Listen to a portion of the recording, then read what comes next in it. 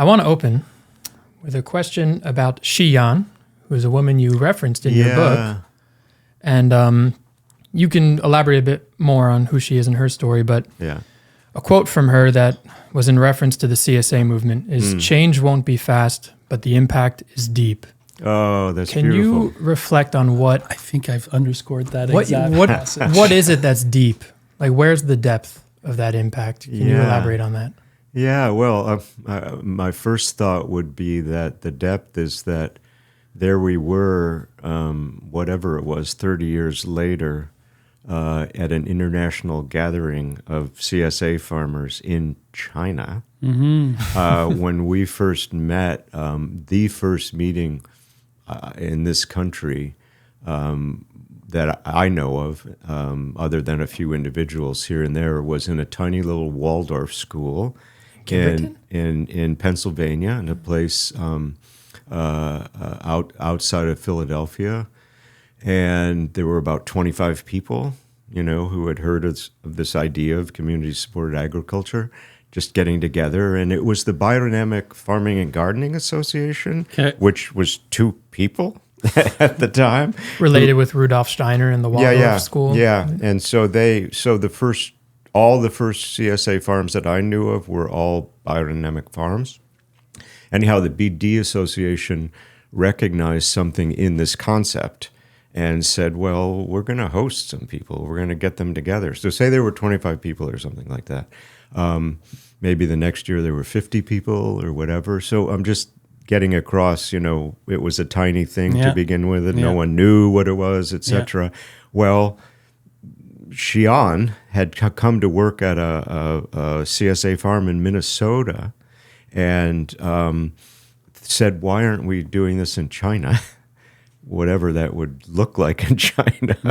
And 5 years later, there were 500 CSA farms. She went back, started the first one. There were 500 CSA farms in China, and she was hosting an international gathering of CSA farmers. So this is, from that first meeting in Kimberton to there, that's long and deep. And none of us would have guessed, and that was at that little Waldorf school. That was it. Kimberton? It was Kimberton. I've been there. Oh, it's a little aside, but I was a Waldorf teacher for 1 year, teaching movement and games. And we went to the Kimberton Waldorf because that's where they held the decathlon, I think, or there was an annual competition. The students, fifth graders would participate in. Yeah, that's right where it was. And of course, at the Princeton Waldorf School, it's linked with a biodynamic farm, like an early one. I don't know from exactly what year. Right. I don't know if you know this, Scott, but the first CSA farm in Quebec, Anne and Jean Roussel, they were biodynamic. Yes. Yeah, so and I met them when you and I met, and we would have been the same time. And they were at that point. They were kind of like, I don't want to say at the end, but they were passing the baton to their daughter. But there's probably a connection between the biodynamic thinking and CSA, how it started. Definitely, a very strong connection. And the fellow, his name will probably come to me, who brought the idea over, Jan from Switzerland, the idea of CSA, and he brought it over to Western Mass. I don't know how he wound up at Indian Line Farm. And so Indian Line Farm and Temple Wilton, whatever the name of that farm was, those two started in 1986. It was a biodynamic spring.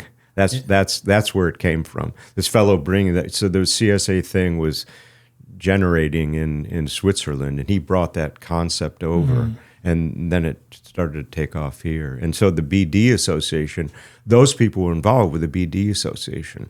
Okay. And so that's when they said, well, maybe there's some other people doing this. Let's get them together. Before we continue, friends, I want to tell you about New Society Publishers. New Society is not your average publisher. Their focus is on positive impact. Their books cover important issues like climate action, food justice, and sustainable farming, and they practice what they preach.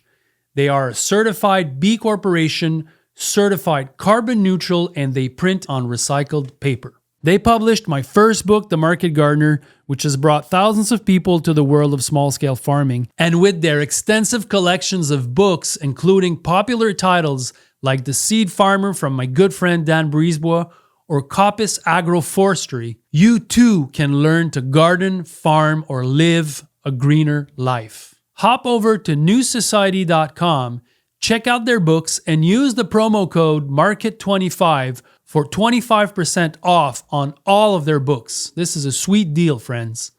New Society Publishers, cultivating change one page at a time.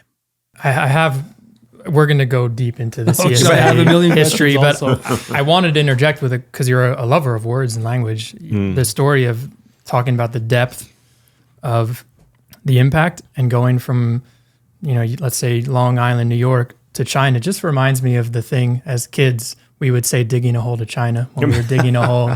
Talk about the deepest hole you could possibly dig straight through the earth to the other side. Yeah. I don't think there's really any meaning there, but No, it's beautiful. Well, an amazing thing about that is I had no idea when flying to China what are we going to find there, and it was like being on another planet, really. I mean, just to witness China, having heard and read about it, but just to be there and see what it looks like. But then to also visit, farms and see what CSA was like there, and then to hear.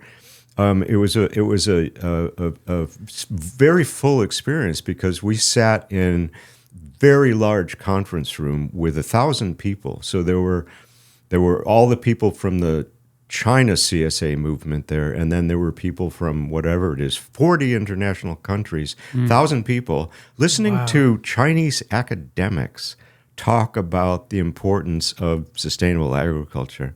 It was a phenomenal experience, You talk about it in your book that you were also, at one point, you were asked to come down to meet with officials because you had written about the Chinese government somewhere, somehow, at one point, and then you were afraid that perhaps that was it for you. Well, the story I tell is, I was sitting in this class in a workshop, and a fellow tapped me on the shoulder, and he said, "They want to see you downstairs." Oh, my God. I said, "Who wants to see me downstairs?"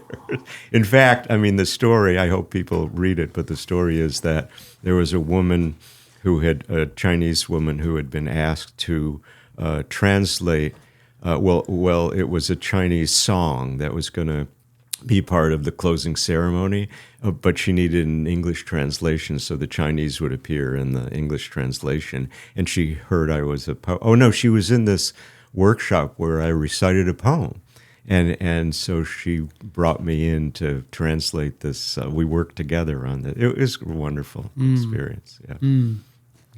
Going back to the beginning of when you started one of the first CSAs, or you and the people that you did this with, how exciting was this idea to you at that time? What did it feel like? Yeah, it was so exciting. I'm glad you're talking about that origin time because so I'd lived in England for 8 years before, and coming back to the States, not necessarily my first idea at the time. I probably would have stayed in England longer, but we had our first child. He was getting to school age. It seemed a little odd putting him in school in England. So we said, okay, let's come back and see what it's like here. So it had nothing to do with me being involved with community-supported agriculture. I'd never heard of it before. My father-in-law, who's a wonderful sculptor, his name is William King, and my mother-in-law happened to live, in East Hampton on the east end of Long Island. And he said, would you like to come to this meeting of this thing called CSA that we have? And I said, yeah, sure, I'll go. And I went, and they were looking for people to help with this project. And so I said, okay, this is something I love because I'd really learned gardening and small-scale farming in England just by chance. That came about. And so to actually have the chance to continue that in this country, which was a kind of grounding. Here I am back in this place that I grew up in, but I've been away for a long time. Yeah, consciously. had left. And so coming back and to find a vocation and an avocation that had purpose, that was involved with community building, it was amazing.